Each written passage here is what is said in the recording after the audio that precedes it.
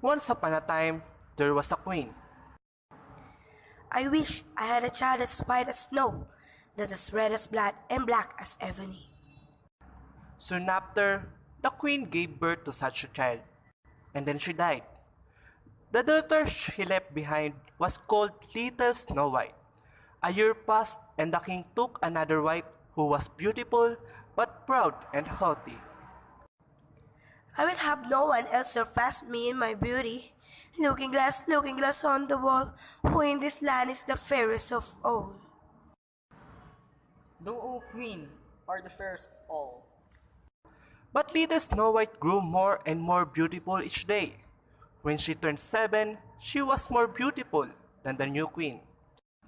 Looking glass on the wall, who in this land is the fairest of all? Snow White, The queen was furious to hear this, and she called in a huntsman. Take that child away and kill her. Bring back her lung and liver as a token. The huntsman pretended to kill little Snow White, but he killed a wild boar instead. He took its lung and liver back to the queen as proof the child was dead, and the queen ate them. Yum. Little Snow White ran and ran until she spied a little cottage. Inside, a table was set for 7. She ate and drank only a tiny bit from each plate and mug. 7 little beds were lined up against the wall, and she fell asleep in the 7th. The owners of the cottage were dwarfs, who dug for ore, and they came home to the cottage soon after. "Who's been sitting in my chair? Who has been eating off my plate? Who's been eating my bread? Who has eaten some of my vegetables? Who's been using my fork? Who has been using my knife? Who's been drinking from my mug?" Then the first one noticed that his bed was used. Who has been lying in my bed? And mine? And mine too. And mine? And mine too. And mine? Wait a minute. There's someone in mine. They went and got their 7 little candles and crowded around the bed. "Heavens, oh heavens! What a lovely child! Why are you in our house?" She introduced herself and told them her story. "You can care for this house if you cook, clean, wash, sew, and knit. You will want for nothing." Because she would be alone in the house all day, they warned her. Yes, thank you. That sounds like an excellent idea. Because she would be alone in the house all day, they warned her. "But the queen will soon know that you are here. Don't let anyone into this house when we are away." Some weeks later, the queen went back to her looking glass. Looking glass on the wall, who in this land is the fairest of all? O Queen, thou art the fairest of all I see, but over the hills, where the 7 dwarfs dwell, Snow White is alive and well, and none is so fair as she. Ha! So that huntsman's betrayed me. Well, I shall paint my face and dress like an old paddler woman. And this she did, so no one would recognize her. She went over the 7 mountains to the home of the 7 dwarfs and knocked on their door. Good things I sell, very cheap and very pretty. Good day to you. What have you to sell? Free these days lace for trying your corset. Oh my, those look lovely. You may come in. Oh, but look at you. You look bright. Come, let me lace you up proper. The queen laced her up so quickly and so tightly that little Snow White lost her breath and fell to the ground as if dead. Fool, now I am the most beautiful. When the dwarfs returned later, they saw that her stay laces were too tight, so they cut them off. Little Snow White began to breathe again and told them what had happened. "That was no old woman! That was the wicked queen! Don't let anyone into this house while we are away!"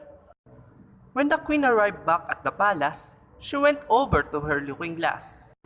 looking glass on the wall, who in this land is the fairest of all?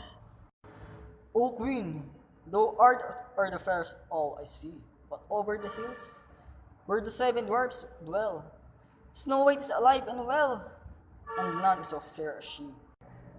The queen was furious.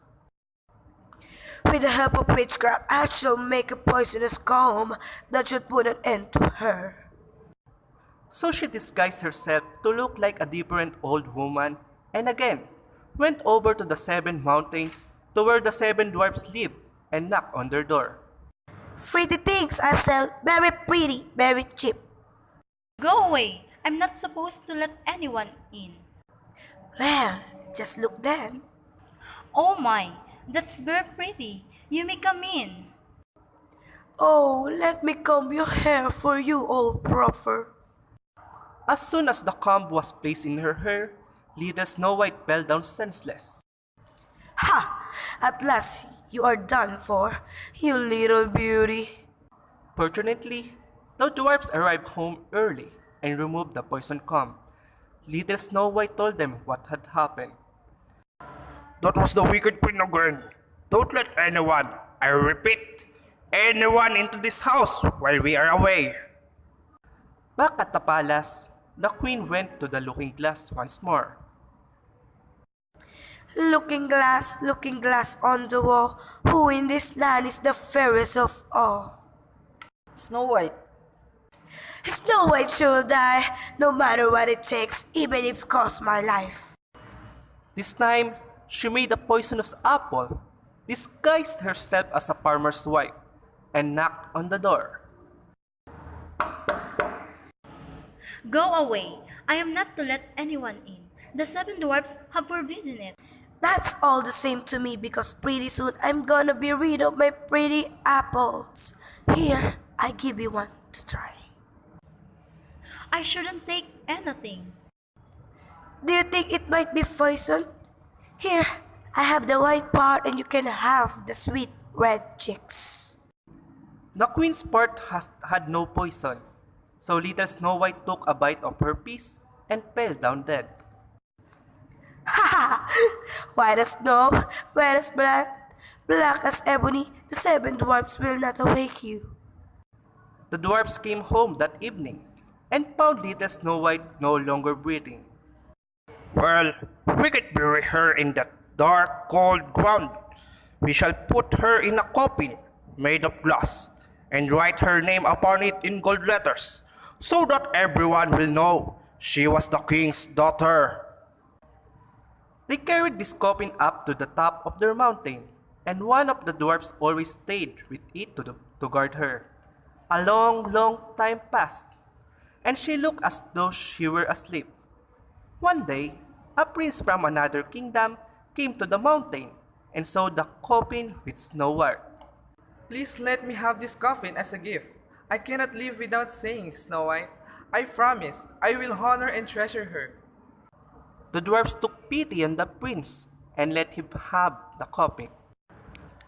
Okay, you can have her. As the coffin was jostled, the poisonous piece of apple popped out of her throat and out of her mouth. My goodness. Where am I? You are here with me. I love you more than anything. Please come to my father's palace and be my wife. Okay. And so she went with the prince. The wicked queen was invited to their wedding. She didn't want to go to this wedding, but she had to see this beautiful young queen for herself. Oh my goodness! It's Snow White! Iron slippers has been put in the fire and were brought to her. She was forced to put on those red hat shoes and dance until she dropped down dead. The end.